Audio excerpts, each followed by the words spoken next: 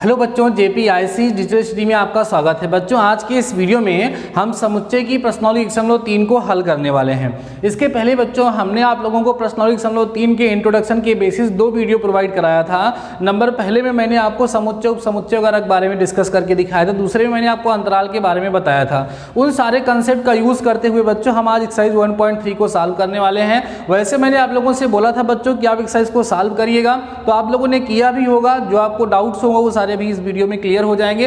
पूरी एक्सरसाइज इसी एक ही वीडियो में आपको क्लियर करके दिखाने वालों, क्योंकि बहुत ही आसान क्वेश्चन है। ध्यान से सुनेंगे, ध्यान से समझेंगे तो आपको कहीं कोई समस्या नहीं होगी। तो आइए बच्चों हम लोग देखते हैं एक्सरसाइज 1.3 का हमारा पहला क्वेश्चन क्या है। बच्चों देखो, पहले क्वेश्चन में कह रहा है कि रिक्त स्थानों में प्रतीक, देखिए कौन सा प्रतीक भरना है, ये या तो ये वाला। अब आपको याद आ रहा होगा ये सिंबल किसका है बच्चों, उपसमुच्चय का। ये किसका है, उपसमुच्चय नहीं है का। मतलब ये सिंबल लगा हुआ है मतलब उपसमुच्चय है, ये सिंबल लगा हुआ है मतलब उपसमुच्चय नहीं है। जैसे पहला क्वेश्चन इसमें बच्चों पहले का पहला हमारे पास जो है वो देखिए क्या बोल रहा है, लिखा है 2, 3 और 4, ठीक है। उसके बाद फिर यहाँ पर आपके पास डॉट डॉट डॉट लिखा हुआ है और यहाँ बच्चों लिखा 1, 2, 3, फिर कितना है 4 और 5। अब आपको बताना है कि जो समुच्चय इधर लिखा हो ये इसका उपसमुच्चय है या नहीं है। तो आप क्या देखोगे, क्या इस समुच्चय के सभी अवयव इस समुच्चय के अंदर हैं या नहीं हैं। अगर इस समुच्चय के सभी अवयव बच्चों इस समुच्चय के अंदर विद्यमान होंगे तो ये इसका उपसमुच्चय होगा। तो देखो 2 इसके अंदर है, 3 इसके अंदर है, 4 इसके अंदर है। माने इस समुच्चय के सभी अवयव इस समुच्चय के अंतर्गत हैं, इसलिए यह इसका क्या है बच्चों, उपसमुच्चय है। तो यहाँ पर उपसमुच्चय वाला सिंबल इस तरीके से लगा दिया जाएगा। तो इसी तरीके से आप देखेंगे पहले के सारे पार्ट बस ऐसे ही हैं। सब में आपको देखना है कि बच्चों ये पहला वाला दूसरे का उपसमुच्चय है या नहीं है। कोई एक और करके आपको हम दिखाते हैं। जैसे देख लीजिए बच्चों, क्वेश्चन नंबर इसका फर्स्ट का 5th देखिए यहाँ पर बोल रहा है।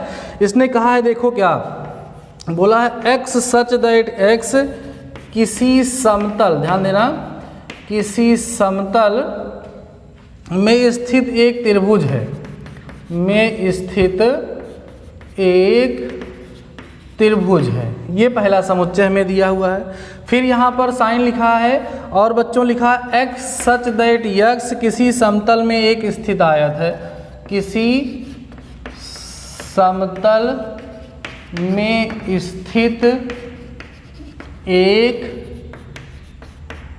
आयत है। ध्यान दो बच्चों, ये है कि ये समतल में स्थित त्रिभुज है और ये समुच्चय समतल में स्थित एक आयत है। तो त्रिभुज का आयत के अंतर्गत पाया जाना कोई संभव बात है ही नहीं, ये तो असंभव है। इसका मतलब यहाँ पर भरा जाएगा बच्चों कि उपसमुच्चय नहीं है। और इस तरीके से इसको हम लोग कट कर देंगे, कोई दिक्कत तो नहीं है, आराम से अब लोग इसको आप लोग कर सकते हैं बच्चों। ऐसे ही आप देखिएगा क्वेश्चन नंबर 2 है, कह रहा है जांचिए कि निम्नलिखित कथन सत्य हैं अथवा असत्य हैं। जैसे देखिए इसमें पहला बोल रहा है आप लोगों से, दूसरे का पहला देखिएगा बच्चों, पहले का दूसरा यहाँ बोल रहा है ऐसे A, B लिखा हुआ है, ठीक है। और ऐसे सबसेट का सिंबल लिखा है, यहाँ लिखा है BCA, ठीक है। तो A, B इसके अंदर है तो इसका मतलब ये सही लिखा हुआ है। यहाँ पर आप क्या लिख दोगे, ये जो आपको दिया है बच्चों ये क्या है, सत्य है। बस यही चेक करना है कि ये इसका उपसमुच्चय है या नहीं है। इसके बाद आइएगा, दूसरा आप कर ही लेंगे, तीसरा भी आसान है, चौथा भी आसान है, 5वां बच्चों आपको समझना है, ध्यान समझिएगा। 5वां कैसे लिखा है, देखो तो ऐसे सिंगलटन ए लिखा है, यहाँ बच्चों एलिमेंट का साइन बना हुआ है और यहाँ A, B, C लिखा हुआ है। तो देखो ये जो सिंगलटन ए लिखा हुआ है ना, ये इसका उपसमुच्चय है ना कि इसका एलिमेंट है। अगर केवल ऐसे लिखा जाएगा a is element of A, B, C, तब ये सही होगा। और ऐसे लिखा हुआ है तब ये सही नहीं हो, क्योंकि ये जो आपके सामने सेट दिख रहा है ये इसका सबसेट है, इसका सबसेट है, इसका एलिमेंट नहीं है। इसलिए बच्चों ये क्या होगा, यहाँ पर असत्य हो जाएगा। बात समझ में आ रही है आप लोगों को, कोई डाउट नहीं हो रहा होगा। तो ऐसे ही आप लोगों का 2nd क्वेश्चन भी हो जाएगा बच्चों। 3rd क्वेश्चन कुछ ज़्यादा ही इंपॉर्टेंट है, इसको ध्यान सुनिए, इसमें बच्चे कुछ ज़्यादा कन्फ्यूज होते हैं। 3rd में देखो बच्चों कह रहा है मान लीजिए कि, देखिए क्या मान लीजिए, 3rd देखिएगा कह रहा है A इक्वल टू, देखो बच्चों 1, 2 ऐसे है, उसके बाद 3, 4 ये इस तरीके से है, और फिर बच्चों यहाँ पर 5 लिखा है, फिर कर्ली ब्रैकेट क्लोज हुआ है। निम्नलिखित में से कौन सा कथन सही नहीं है और क्यों। देखो बच्चों, सबसे पहली चीज तो आप ये जान लो, ये जो आपके सामने एक लिखा हुआ है, इस ए का अवयव है, दो इसका, और ये देखो ये जो ऐसे लिखा है 3,4 ना, ये पूरा का पूरा इसका एलिमेंट होगा ए का, क्योंकि ये 3,4 ए के अंदर एज एलिमेंट बिहेव कर रहा है। तो जब ये इसके अंदर एज एलिमेंट बिहेव कर रहा है तो ये इसका एलिमेंट होगा, ये इसका बच्चों सबसेट नहीं होगा। यही चीज आपको ध्यान देना, इसी में कंफ्यूज कराएगा। ये देखिए पहला, देखो पहला ही क्वेश्चन यही बोल दिया इसने, ऐसे बोला 3,4 जो है वो सबसेट है ए का, नहीं, आप कहोगे गलत है। क्यों? क्योंकि बच्चों 3,4 जो है वो ए का क्या है, एलिमेंट, एज एलिमेंट इसके अंदर वो पाया जा रहा है, तो इसलिए पहला वाला रॉन्ग हो जाएगा। दूसरा देखिए करेक्ट है। तीसरा देखिए, देखो डबल लग गया यहाँ पर, मतलब ऐसे लिखा है 3,4 लिखा है, फिर एक ब्रैकेट और लगा दिया, अब सही हो गया। अब ये 3,4 ये जो था ये सेट बन गया, जब सेट हो गया तब इसका सबसेट हो गया एक ब्रैकेट और लगाने के बाद, तो ये वाला बच्चों क्या होगा, करेक्ट हो जाएगा। ठीक है, ऐसे ही 1 बिलोंग करता है ए से, करेक्ट है। 1 सबसेट है ए का, नहीं, 1 ए का क्या है, एलिमेंट है, तो इनकरेक्ट हो जाएगा।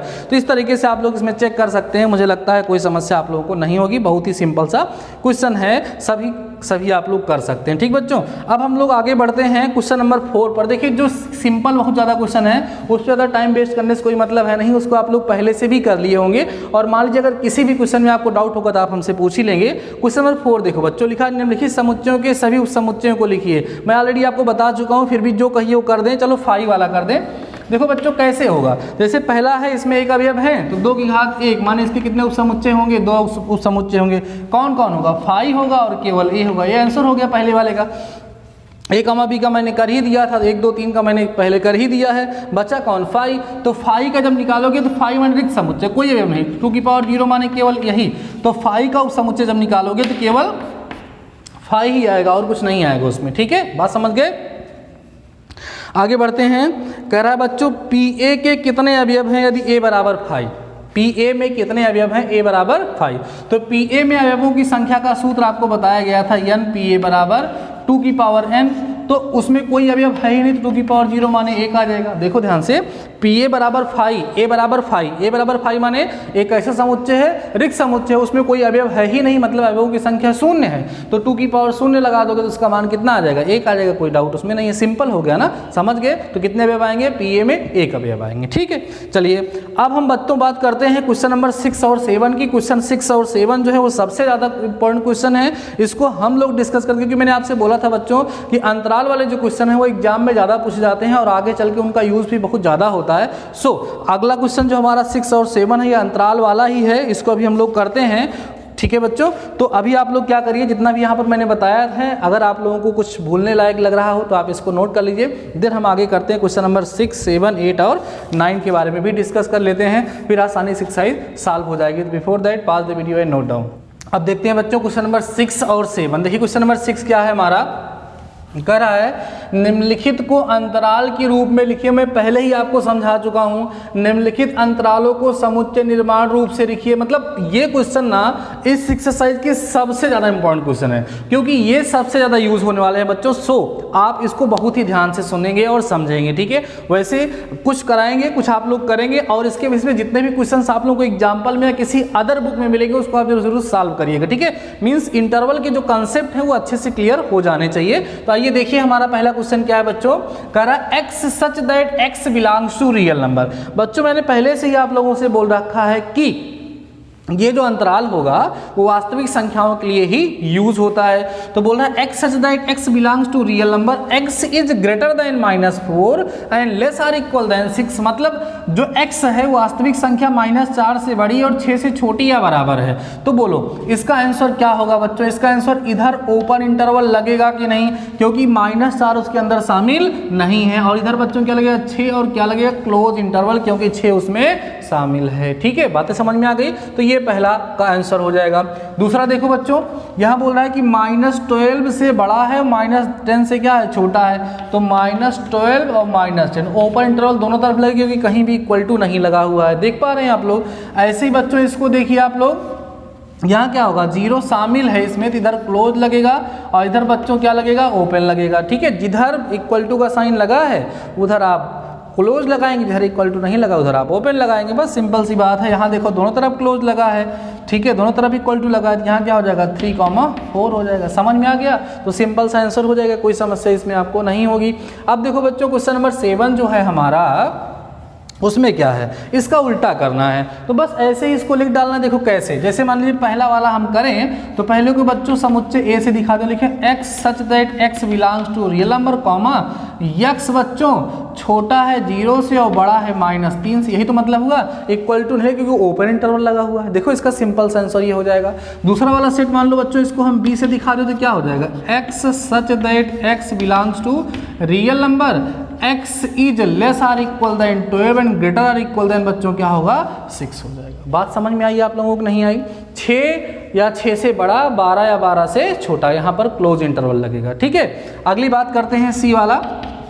यहाँ क्या लिखेंगे बच्चों, x such that x belongs to real number और बच्चों x इज ग्रेटर देन 6 होगा, लेस आर इक्वल देन 12 होगा, ये इसका आंसर हो जाएगा। समझ गई बात हमारी? देखो यहाँ ओपन लगा है तो इक्वल टू नहीं लगेगा, क्लोज लगा है तो इक्वल टू हो जाएगा, सिंपल है। अगला देखिए, यहाँ पर बच्चों आप लोगों के पास जो दिया है -23 से 5 दिया है, कोई दिक्कत नहीं है।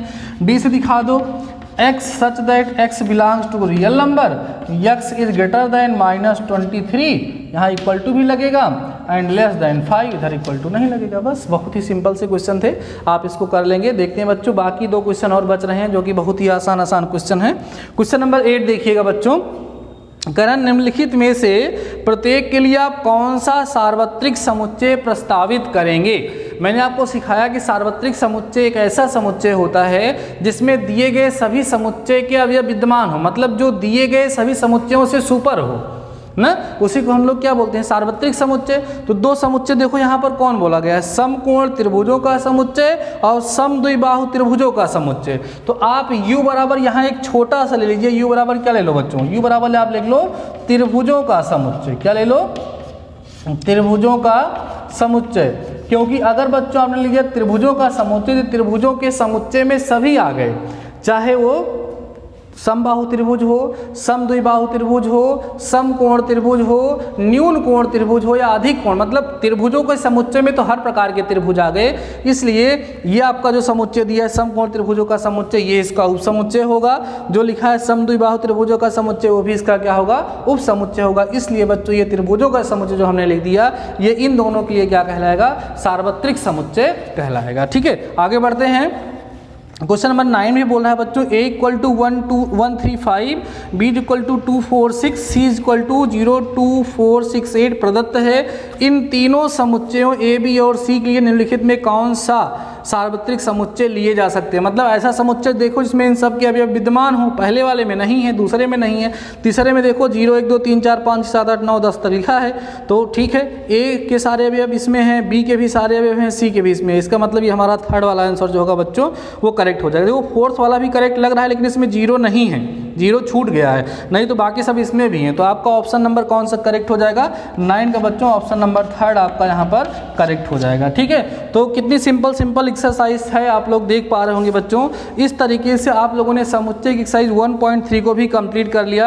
अब नेक्स्ट वीडियो में हम लोग डिस्कस करेंगे 1.4 के इंट्रोडक्शन के बारे में। देखो बच्चों, आप लोगों को आइडिया तो लग ही गया होगा किस तरीके से हम आपको पढ़ा रहे हैं। देखो मैं रेगुलर 2 वीडियो प्लान कर रहा हूँ प्रत्येक एक्सरसाइज के लिए। पहले एक्सरसाइज में मैं उसके इंट्रोडक्शन के बारे में बताता हूँ, देन मैं वहाँ पर उस एक्सरसाइज को सॉल्व करके दिखाता हूँ। तो इस तरीके से आपको भी हमारे साथ सामंजस्य बना करके चलना है। इंट्रोडक्शन को खूब ध्यान से समझ लेना है, उसके सलूशन को आप लोगों को कर लेना है। जब उसका सलूशन मैं आपको प्रोवाइड कराऊँ, देन आपको उसका मैच करना है। और अगर कोई क्वेश्चन आपको नहीं आ रहा है उसको सही कर लेना है, या आ रहा है तो देख लेना है कि जिस तरीके से आप किए उस तरीके से हम भी करा रहे हैं, मेथड कुछ अलग हो रहा है। ठीक है बच्चों, तो आज के इस वीडियो में बस इतना ही। शानदार रहिए, मस्त रहिए और पढ़ते रहिए। मिलते हैं नेक्स्ट वीडियो के साथ, तब तक अपना ख्याल रखिए।